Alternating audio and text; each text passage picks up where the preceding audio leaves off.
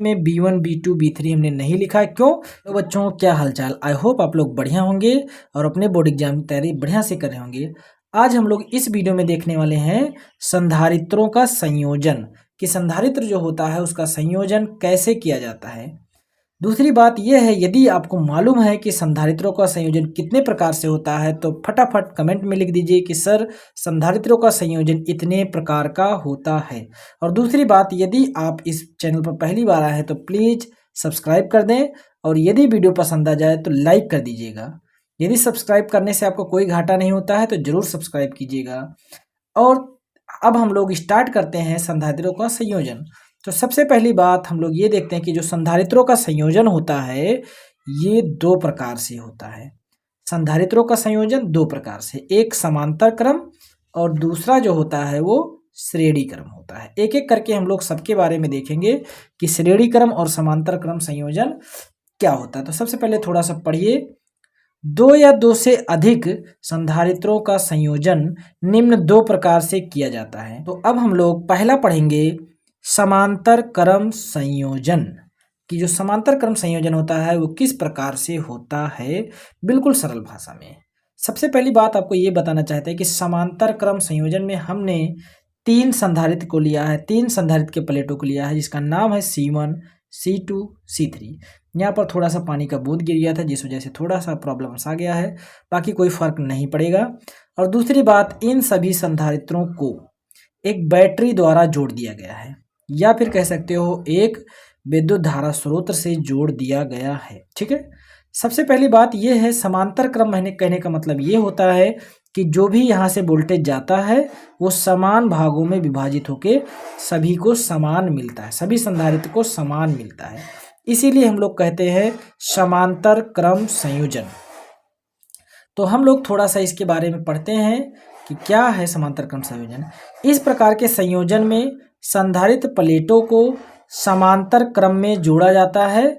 और दूसरी बात यह है कि जो संधारित्र का फॉर्मूला होता है हम लोगों ने पहले पढ़ा है, C बराबर Q/B होता है, C बराबर Q/B होता है। यदि हम लोग B को पक्षांतर कर दें तो क्या हो जाएगा, Q बराबर C into B, C into B हो जाएगा।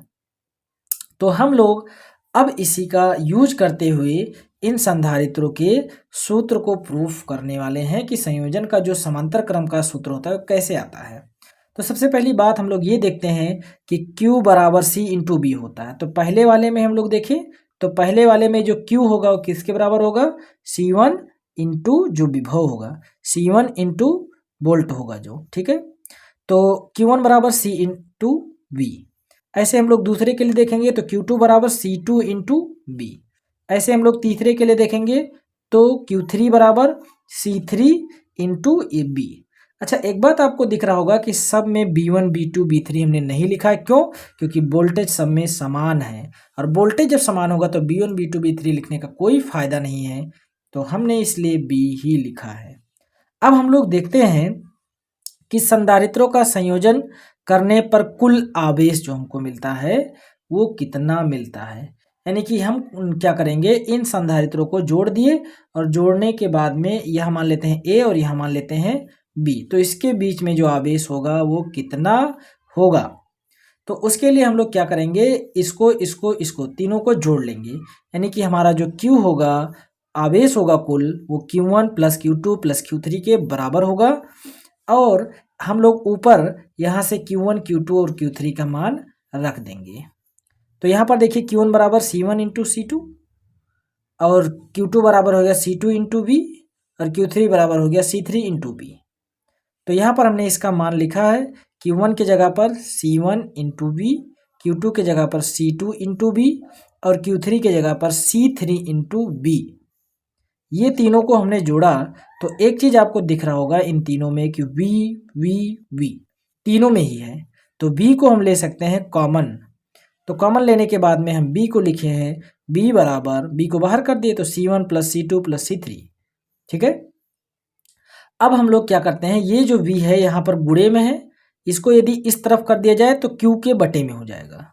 तो अब हम क्या करेंगे, इस V को इस साइड कर दे तो ये हो गया Q/B बराबर C1 plus C2 plus C3, और हम जानते हैं कि जो Q बटा B होता है, जो Q बटा B होता है उसे हम लोग क्या कहते हैं, C। अभी हम लोगों ने ऊपर पढ़ा है कि Q बटा B को क्या कहते हैं, C।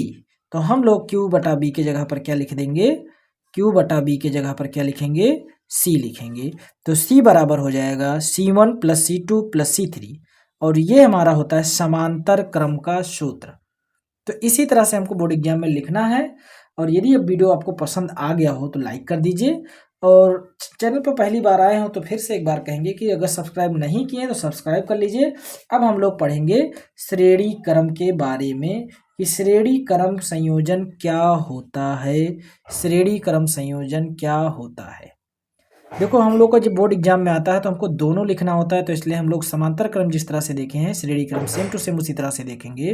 तो हम लोग पढ़ते हैं थोड़ा सा श्रेणी क्रम संयोजन में। जब संधारित्र के प्लेटों को श्रेणी में जोड़ा जाता है, मतलब एक के बाद एक, एक के बाद एक, जैसे इसका पहला हिस्सा दूसरे हिस्से से, इसके दूसरा हिस्सा पहले हिस्से से, और इसका दूसरा हिस्सा इसके पहले हिस्से से जोड़ा जाता है, तो इसी क्रम को हम लोग कहते हैं श्रेणी क्रम संयोजन।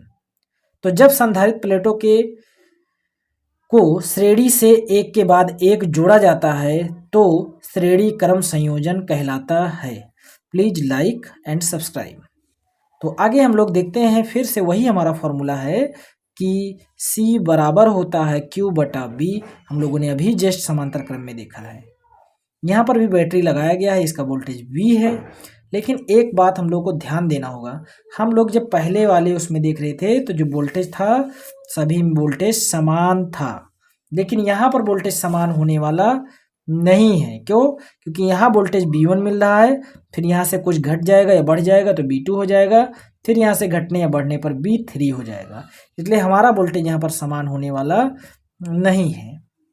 तो हम लोग यहाँ पर एक पक्षांतर करते हैं, V को इधर कर सकते हैं, C को इधर कर सकते हैं, तो हमारा हो जाएगा B बराबर Q बटा C हो जाएगा। अब Q बटा जब C हो गया है तो पहले संधारित्र के लिए हम लोग चेक करते हैं। तो पहले के लिए क्या हो जाएगा वोल्टेज, V1 बराबर C1 इंटू Q, क्योंकि आवेश यहाँ पर समान होगा, इसमें भी इसमें भी इसमें भी आवेश की कोई चेंजिंग नहीं हो रहा है। तो यहाँ पर हमारा हो जाएगा सबसे पहले संधारित्र के लिए B1 बराबर Q बटा C1। ऐसे दूसरे संधारित्र के लिए B2 बराबर B2 बराबर Q बटा C2। ऐसे तीसरे वाले के लिए हमारा हो जाएगा B3 बराबर Q बटा C3। अब इनको हम लोग क्या करेंगे कि अगर हम लोग मान लें A और B के बीच विभवांतर जो पूरा है वो B है, तो यदि A और B के बीच विभवांतर B होगा तो इसका मतलब सभी विभव को हमको जोड़ना पड़ेगा। B जो वोल्टेज सभी लगा हुआ है सबको हमको जोड़ना पड़ेगा। तो आइए हम लोग जोड़ कर देखते हैं। तो सभी को जोड़ने पर हमको मिलेगा कुल विभवांतर B बराबर B1 plus B2 plus B3। वहाँ पर हम लोगों ने आवेश को जोड़ा था और यहाँ हम लोग वोल्टेज को जोड़ रहे हैं। तो सबसे पहले यहाँ पर देखते हैं कि B1 बराबर कितना है, B1 बराबर Q बटा C1, तो Q बटा C1 लिखा है। B2 बराबर कितना है, तो Q बटा C2। ऐसे B3 बराबर Q बटा C3 है। अब यहाँ पर आप देख रहे होंगे कि Q जो है यहाँ पर समान है, फिक्स है, नियत है, तो हम लोग इसको कॉमन ले सकते हैं। तो Q आ जाएगा बाहर, तो बचेगा यहाँ पर 1 बटा C1, 1 बटा C2, 1 बटा C3। B बराबर हमको फॉर्मूला मालूम है क्या होता है, B बराबर होता है Q बटा C। तो B के जगह पर हमने लिख दिया है Q बटा C, और Q से Q कैंसिल हो जाएगा, तो हमारा बचेगा क्या, जब यहाँ से भी Q कैंसिल, यहाँ भी Q खत्म हो गया, तो यहाँ 1 बटा C बचेगा। तो उसको हम लोगों ने इस तरह से लिखा है कि 1 बटा C बराबर 1 बटा C1 प्लस 1 बटा C2 प्लस 1 बटा C3। ये हमारा फॉर्मूला हो जाता है श्रेणी क्रम संयोजन का। हम लोग का जब बोर्ड एग्जाम में आता है, अगर दोनों आता है तो जाहिर सी बात है लॉन्ग क्वेश्चन में आएगा, तो हम लोग इसको तैयार करेंगे बेहतर ढंग से और बढ़िया से इसके बारे में समझेंगे। और फिर से एक बार कहना चाहता हूँ, यदि आपको पसंद आ गया हो तो प्लीज़ लाइक कर दीजिए। यदि वीडियो पहली बार देख रहे हैं, चैनल पर पहली बार आए हैं तो सब्सक्राइब कर दें। और इसी तरह से बहुत ही महत्वपूर्ण क्वेश्चन के हमारे पास नोट्स उपलब्ध है, जैसे त्रिसंलयन क्या होता है, उसके बाद में प्रोटीन सिंथेसिस क्या होता है, आनिषेक फलन क्या होता है, उसके बाद में डीएनए, फिंगरप्रिंट क्या होता है, इन सब का वीडियो आप देखना चाहते हैं, या फिर भौतिक विज्ञान या रसायन विज्ञान के बारे में आप देखना चाहते हैं, तो लिंक डिस्क्रिप्शन में है, आप वीडियो को जरूर देखिए।